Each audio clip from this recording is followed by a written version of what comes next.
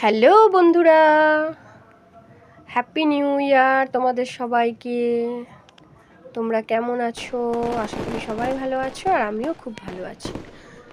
আজ 2রা জানুয়ারি, আমার বরের জন্মদিন। তো আজকে রাত্রির 12টার সময় কেক কাটা হয়েছিল, সেটা রেকর্ড করা হয়নি, সেলিব্রেট করেছিলাম ছোট্ট করে। আর দিনের বেলা দুপুরবেলাতে আমি ছোট্ট কিছু অল্প কিছু রান্না করেছিলাম।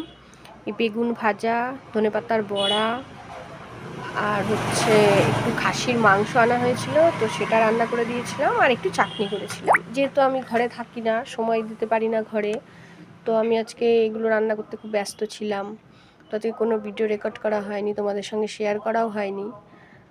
তো যাই হোক, এইভাবে আজকে আমার বরের জন্মদিনটা সেলিব্রেট করলাম।